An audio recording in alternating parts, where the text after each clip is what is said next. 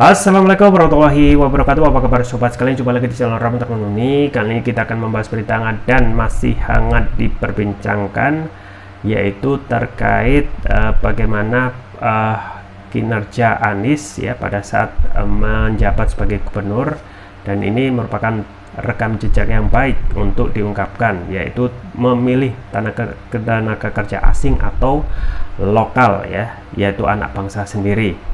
Nah, kita ketahui ya, JIS memakai pekerja anak bangsa lokal ya, tetapi di satu sisi yang pernah disampaikan Luhut ya, mempekerjakan tenaga asing di IKN. Nah, ini penting untuk melihat bagaimana Anies nanti ke depan ya, apakah keberpihakan untuk selalu menggunakan tenaga anak bangsa sendiri ya, itu tentu saja lebih bagus untuk memajukan ekonomi, dan anak bangsa sendiri tidak kalah gitu ya. Banyak anak-anak di negeri ini yang cerdasnya dan juga kemampuannya tidak kalah dengan tenaga asing. Ini sesuai yang dilansir oleh liberty.suara.com. Langsung saja kita baca dan kita ulas. Mantan komisaris Ancol Ges Khalifa memuji bagaimana mantan Gubernur DKI Jakarta Anies Baswedan mempekerjakan anak bangsa untuk bagian paling rumit di Jakarta International Stadium JIS. Hal tersebut disampaikan Anies di acara Puncak Milad ke-21 Partai Keadilan Sejahtera di Istora Senayan, Jakarta, Sabtu. Anies mengatakan bahwa JIS memecahkan rekor dunia karena infrastrukturnya adalah salah satu yang paling rumit di dunia, yaitu dengan mengangkat atap yang beratnya 36.000 ton. Harus angkat atap yang beratnya 36.000 ton, seperti 24.000 mobil bersamaan, dikerjakan dengan kompleksitas tinggi. Bahkan program National Geographic Megastructure menempatkan ini salah satu proyek yang patut jadi pelajaran untuk seluruh dunia, jelas Anies. Hal yang membanggakan ketika pekerjaan sulit tersebut dikerjakan oleh anak bangsa dan bukannya tenaga asing. Hal itu menunjukkan bahwa anak bangsa juga sama hebatnya dengan tenaga asing. Dan siapa yang membangun? Semua anak bangsa yang dilahirkan oleh ibu Indonesia, yang dididik di Indonesia, yang bersekolah di Indonesia, tidak menggunakan tenaga luar. Mereka sama hebatnya, dunia mempesona dengan hasil kerja anak-anak Indonesia, pungkasnya. Sementara itu, baru-baru ini Menko Bidang Kemaritiman dan Investasi Luhut Binsar Panjaitan mengungkapkan alasan dibalik keputusan untuk mempekerjakan tenaga kerja asing ya, TKA di proyek pembangunan Ibu Kota Nusantara IKN. Dia menilai sumber daya manusia Indonesia belum seberkualitas tenaga kerja asing. Nah, ini belum ada kepercayaan ya, padahal rata-rata sekarang kemampuan itu merata di seluruh dunia, tinggal kita percaya atau tidak ya. Hal itu disampaikannya saat peluncuran Battery Asset Management Services Indonesia Battery Corporation di kantor Kemenko Marves Jakarta Senin malam. Bangsa kita nggak bisa, ya memang nggak bisa, kualitasnya masih kadang miring-miring. Kalau Anda lihat bangunan kita masih banyak kualitasnya kurang bagus, tidak rapi, kuat tapi masih berkelok belok-belok, ujar Luhut. Menanggapi hal itu, Ges menyoroti perbedaan sikap Luhut dan Anies dalam memandang dengan tenaga kerja Indonesia dan asing ya. Pekerjaan tenaga asing di IKN, Luhut Binsar, kita nggak bisa. Lalu kita menengok ke belakang ketika pembangunan stadion paling rumit di dunia ini saat mengangkat atap. Apa kata Anies Baswedan? Simak videonya, ujar Ges, dikutip Suara Liberty dari akun Twitter @geskhalifa pada Selasa. Ya, itu ya sobat sekalian ya, terkait dengan bagaimana ketika pihak-pihak yang tidak mempercayakan ataupun tidak mempunyai kepercayaan bahwasanya Indonesia itu mampu gitu ya. Banyak sosok dan juga tenaga lokal di negeri Indonesia ini sebenarnya ya, kalau kita benar-benar memaksakan diri ya, ada banyak orang-orang yang kemampuannya sama bahkan melebihi ya kemampuan ya internasional atau asing. Nah, karena masalah dari awal kita itu yang begitu melihat diri kita inferior ya, maka itu juga berpengaruh untuk segala hal ya. Misalnya apa yang disampaikan oleh Ges Khalifa ya, untuk mengutip bagaimana Anies itu pada saat membangun JIS itu menggunakan ya tenaga anak bangsa sendiri ya. Dan ini justru ketika ditantang untuk membangun JIS ya, untuk melakukan pekerjaan mengangkat atap seberatnya 36.000 ton itu bisa ternyata ya.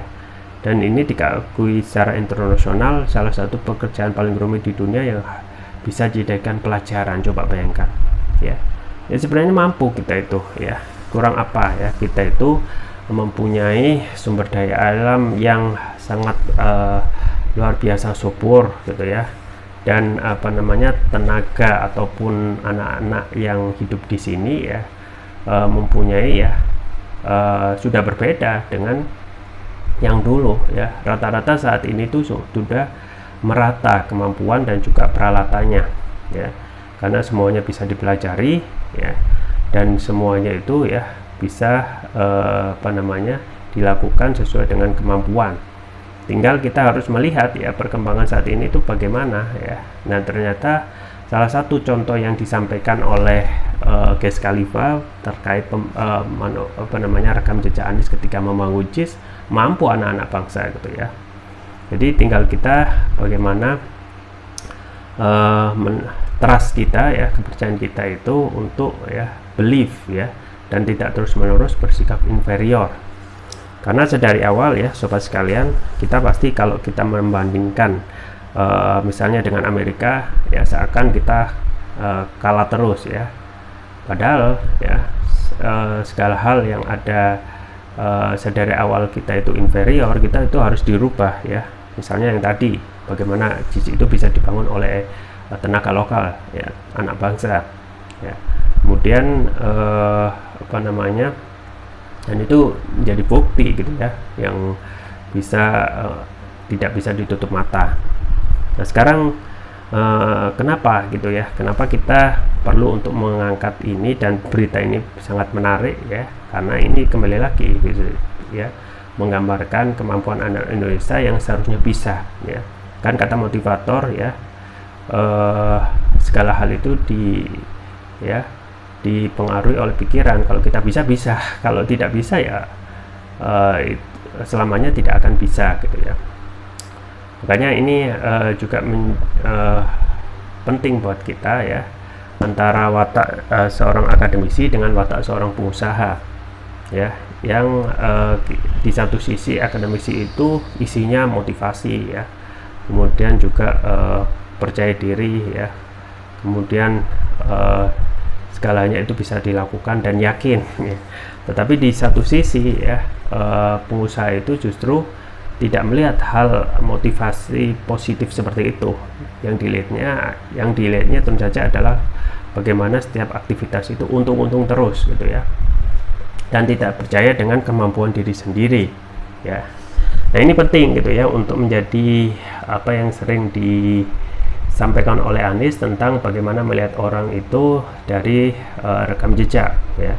Apalagi saat ini ketika kontestasi pilpres itu sudah semakin panas ya, dengan berbagai macam penyegalan, apa yang bisa dimajukan ataupun diunggulkan ya, melainkan ya kemampuan untuk ya trust ya, bahwasanya kemampuan anak bangsa ya itu bisa dijadikan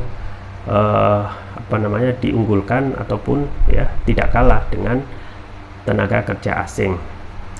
Nah ini memang ya anehnya pada rezim ini, kalau kita melihat bagaimana manuver untuk terus memberikan karpet merah kepada asing dan asing ini ya, menjadi tren saat ini untuk ya segala hal ya. Kalau kita melihat bagaimana tenaga kerja asing Cina yang berduyun ya, khususnya yang paling banyak itu di Morowali, kita juga sangat miris bagaimana untuk hal-hal yang pekerjaan yang berat ya, sampai ringan pun, mengelas pun, itu harus mendatangkan pekerja dari Cina gitu ya. Padahal kalau kita melihat pengangguran di negeri ini tidak sedikit gitu ya, dan itu terus berlangsung. Dan anehnya inilah ya yang membedakan modal asing dan modal asing. Kalau modal dari Amerika yang datang modalnya saja, tapi kalau modal dari Cina yang datang modal beserta orang-orangnya ya. Jadi dan kondisi Cina saat ini dengan jumlah penduduk sampai 2 miliar ya, tidak mungkin juga semuanya itu terserap ya. Kompetisinya ya modal yang sudah masuk di Cina ya. Diantaranya adalah pengelola nikel yang sudah dikuasai Cina. Salah satunya pekerjanya juga didatangkan dari Cina juga. Nah, ini penting untuk membaca bagaimana kinerja atau gambaran baca pres yang akan nanti berkoalisi. Satu sisi ya Ganjar, Prabowo dan Anies. Ganjar adalah gambaran tentang kebijakan yang sudah berjalan saat ini, karena PDIP dan juga Presiden Jokowi ya tentu saja satu jalan untuk membangun ataupun menjalankan kebijakan. Apalagi Presiden Jokowi yang getol untuk lebih condong kepada timur gitu ya, modal dari timur. Ini tentu saja akan berbeda nanti bagaimana rekam jejak yang sudah digambarkan ataupun sudah dilakukan oleh Anies. Bagaimana Anies itu ketika membangun Jakarta itu adalah miniatur yang bisa menggambarkan ya Anies bagaimana mengatur Jakarta yang begitu heterogen ya untuk wilayah seluas Indonesia. Nah, ini juga penting gitu ya, ketika semuanya dilakukan oleh lokal ya, yang menjadi hal positif. Pertama, kita yakin ya bahwasanya negara ini punya kemampuan, punya potensi, kemudian juga tinggal bagaimana kita memanfaatkan ya, meningkatkan potensi yang ada, dan itu sudah terbukti gitu ya melalui rekam jejak ketika Anies menjadi gubernur ya. Dengan pembangunan JIS saja itu sudah sedikit memberikan gambaran ya bagaimana arah kebijakan yang bisa ataupun yang akan diambil Anies itu ya nampaknya akan lebih lebih mendahulukan ya untuk ya, meningkatkan potensi sumber daya lokal atau anak bangsa daripada asing. Beda dengan saat ini yang sering melihat ya asing adalah superior dan kita itu inferior. Itu yang disampaikan saat ini dan terus menerus ya kebijakan yang pro kepada oligarki ya, diantaranya adalah terus menerus meningkatkan impor gitu ya, dan tentu saja ini ya pasti merugikan rakyat ya. Misalnya pada saat Presiden Jokowi ya menyampaikan bahwasanya janji untuk tidak mengimpor ya, yang terjadi ketika petani itu sudah panen raya di berbagai wilayah, yang terjadi adalah impor jor-joran ya, dan ini yang mengakibatkan petani kita merugi ya, kehidupannya tidak tambah baik, tambah sengsara gitu ya. Ya kembali lagi bahwasanya terkait juga IKN. Nah, IKN ini juga masalah serius gitu ya. Why kenapa harus pindah ibu kota? Ini yang juga disinggung oleh Rizal Ramli ya, untuk menyamaratakan ekonomi ya tidak harus pindah ibu kota gitu ya, karena memang sistem kapitalis ini yang menyebabkan seluruh modal lari ke Jakarta ya, yang mengakibatkan ya tidak ada pemerataan ekonomi. Harusnya gitu ya, pemerataan pembangunan itu juga bisa dilakukan minimal ya dengan melaksanakan pasal 33 Undang-Undang 1945 ya, bahwasanya setiap daerah itu kan mempunyai potensi ya masing-masing. Papua ada potensi emas dan tembaga melalui pegunungan Grasberg ya, yang sejak Orde Baru hingga saat ini ya dikelola oleh PT Freeport ya. Kalau saja pasal 33 itu bisa dijalankan gitu ya, bumi, air, dan kekayaan alam yang ada di bumi, air, dan kekayaan alam yang ada di Indonesia ini dikelola oleh pemerintah dan dibagikan secara merata oleh kepada rakyat, maka rakyat sejahtera gitu ya. Yang terjadi adalah bagaimana kepengurusan kepemilikan umum ya, termasuk sumber daya alam yang ada ya, minyak bumi ya, kemudian kekayaan nikel, tembaga ya, emas, dan lain sebagainya, masih dikelola asing. Ya wajarlah kita itu hanya memperoleh hasil yang sedikit.